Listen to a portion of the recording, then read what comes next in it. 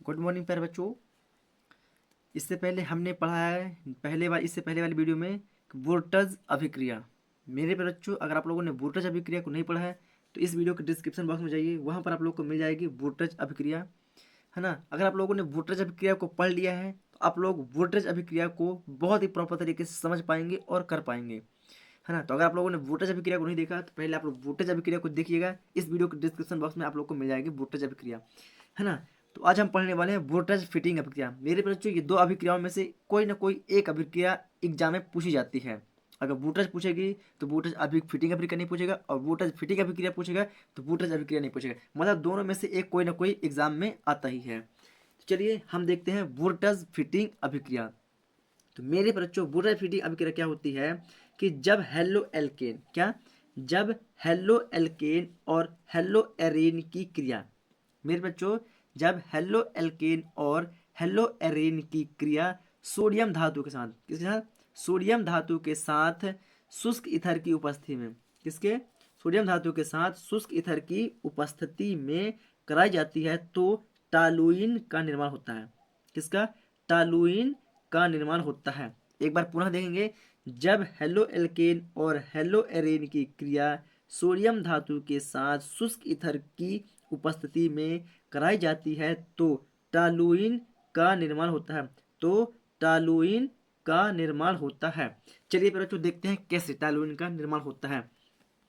तो मेरे बच्चों, इसमें भी हम लेते हैं क्या? Methyl chloride. किसमें? हेलो एल्केन की जगह पर हम क्या लेते हैं? मेथिल क्लोराइड, क्योंकि जो मेथिल क्लोराइड होता है वह हेलो एल्केन की ही संरचना में आता है, या हेलो एल्केन की अभिक्रिया में ही आता है। चलिए, तो हम मेथिल क्लोराइड को भी हेलो एल्केन के नाम से भी जानते हैं। चलिए, तो यहाँ पर हम ले लेते हैं क्या? Methyl chloride. मेथिल क्लोराइड का फॉर्मूला होता है CH3 बॉन्ड Cl। क्या? मेथिल क्लोराइड प्लस, और क्या पूछा है? Hello Erin. हेलो एरिन की जगह हम क्या लेते हैं? क्लोरोबेंजीन। क्यों? क्योंकि हेलो एरिन की जगह पर क्या लेते हैं? क्लोरोबेंजीन। क्लोरोबेंजीन क्या आता है? हेलो एल्केन की अभिक्रिया में आता है। किसमें आता है? हेलो एल्केन की क्रिया में आता है। तो यहाँ पर क्या है? Cl। सॉरी, थोड़ा सा जगह कम पड़ गई, है ना, हमने ज़्यादा ही ऊपर ले लिया। यहाँ ये क्या लिखा है? Cl। क्या है? Cl। चलिए थोड़ा सा मैं नीचे से कर देता हूँ, है ना, इसको कट करते हैं। चलिए, तो यहाँ पर ले देते हैं, इसके आगे से क्रिया कर देते हैं। तो methyl chloride CH3 bond Cl plus chlorobenzene Cl, chlorobenzene plus किसके साथ कराई जाती है? सोडियम धातु के साथ। किसके साथ? सोडियम धातु के साथ कराई जाती है। किसकी उपस्थिति में? शुष्क ईथर की उपस्थिति में। किसकी उपस्थिति में?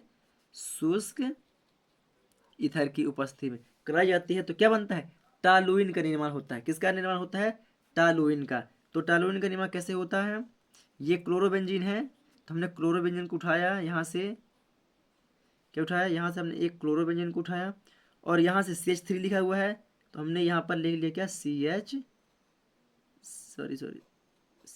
हमने 3 कर दिया। क्या कर दिया? यहाँ पर हमने कर दिया क्या? CH3 प्लस यहाँ पर हमारा क्या बचता है? यहाँ पर बचता है हमारा NaCl। क्या बचता है यहाँ पर हमारा? यहाँ पर बचता है Na, और क्या बचता है? Cl, NaCl। लेकिन हम देख रहे हैं बच्चों, हमारे पास Na कितना है? यहाँ पास एक है। क्या है? Na तो एक है, तो Na तो यहाँ एक है, ठीक है, समीकरण कोई दिक्कत नहीं। लेकिन हमारे पास CH3 एक था, CH3 है, कोई दिक्कत नहीं। लेकिन हमारे पास कितने क्लोरीन है? एक क्लोरीन ये है और एक क्लोरीन ये है।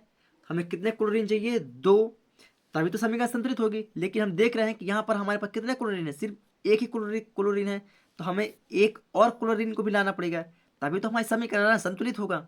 नहीं नहीं तो हमारा समीकरण संतुलित नहीं है अभी। चलिए, तो संतुलित करने के लिए क्या करते हैं? यहाँ पर हम क्या कर देते हैं? यहाँ पर लिख देते हैं कितना? 2। क्या लिख देते हैं यहाँ पर? 2। क्या लिख दिए? यहाँ पर हम लिख दिए 2। अब यहाँ पर हमने लिख दिया 2, तो यहाँ पर भी लिख दिया क्या हमने? 2। अब क्या पूरा हो गया क्या? यस, पूरा हो गया। कैसे? 2Na, मतलब 2 सोडियम है, तो 2Na 2 सोडियम हो गया, बराबर बराबर। अब एक Cl ये है और एक Cl ये है, कितने Cl हो गए 2, और ये हमने आगे लिखा है 2 और ये लिखा है Cl, मतलब ये 2 Cl इसके लिए भी है, ये 2 इसके लिए भी है, मतलब 2 क्लोरीन भी हो गए। ये समीकरण हो गया हमारी पूरी तरह से क्या संतुलित।